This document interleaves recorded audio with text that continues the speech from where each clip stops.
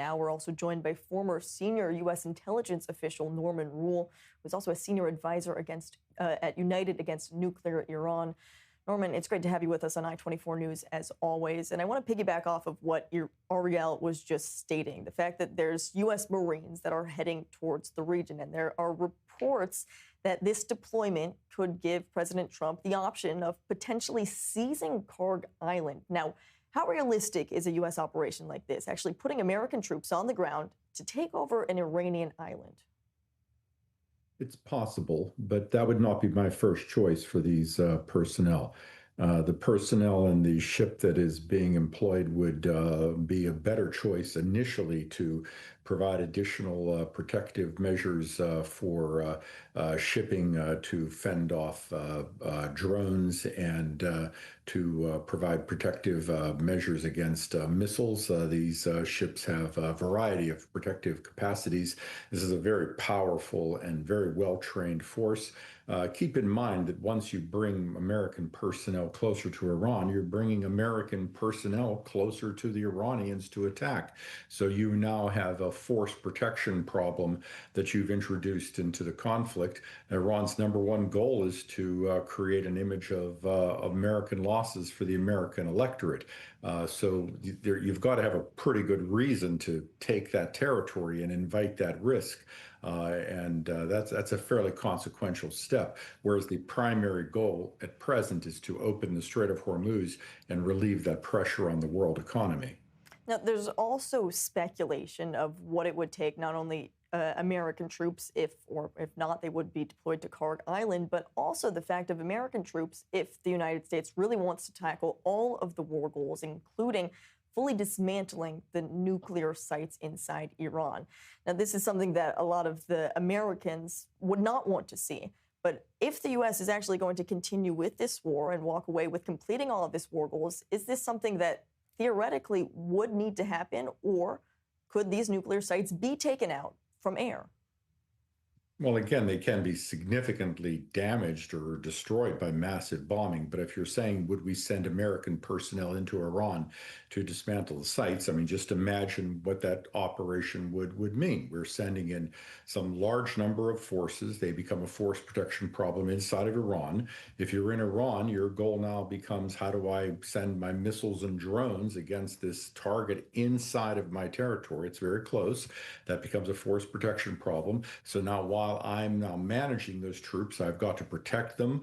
I've got to find a way to access perhaps nuclear material, which is underground, so it's already buried. I've got to dig it up. I've got to access it. Is it damaged? I've got to then contain it. It's radioactive. It requires special handling. I then have to put it in special containers, and then I've got to leave the country.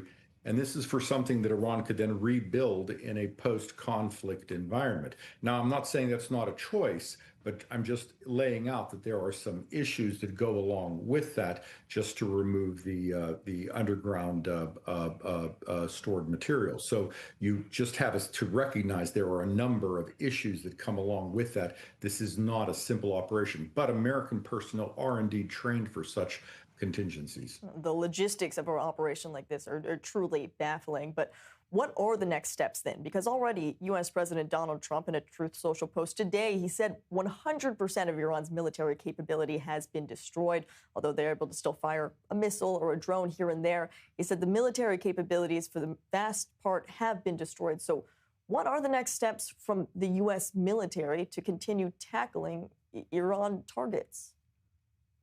The nature of the American military campaign is clear. It will be to continue to work with Israel to erode Iran's missile and drone capacity.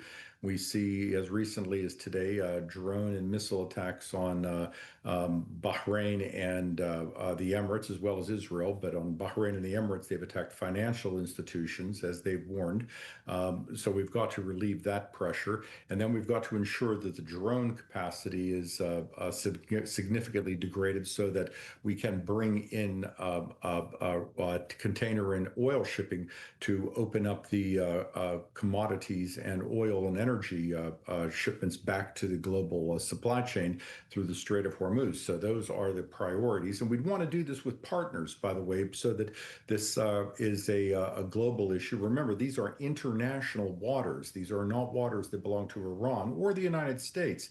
And there should be not only burden sharing, but we should recognize that Iran should not be dealing with these countries as if it owns these waters. This is a global responsibility for collective security.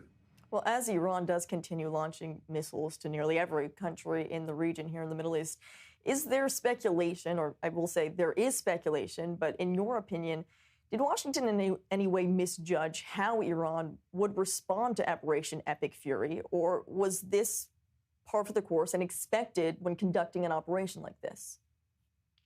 Well, I can't speak for how Washington expected Iran to respond specifically, but I think you have two issues to keep in mind. First, you enter a conflict with a finite amount of resources. You have to prioritize what you're going to undertake. And in this case, the administration and Israel apparently prioritized Iran's leadership, theater, ballistic missiles, and air defense. That's not unreasonable, but that comes at a cost to other priorities. Second, Iran's capacity in the Strait of Hormuz in the Gulf are well known, have been studied by the U.S. Navy for many years, and contingencies have been developed to deal with that. But that is a programmatic approach, a requirement that can't be undertaken overnight, requires assets to be brought into the region and perhaps then diverted from a campaign that is still being undertaken against Iran's missile and drone program. So this requires time, and wars don't work on a 1 or 2 day or 1 or 2 week program. The president has talked about this requiring another couple of weeks or 3 or 4 weeks, and that's not unreasonable for a country of this size. All right, Norman Roule, it is great to have you with us as always here on i24 News. Thank you for sharing that perspective. You're welcome.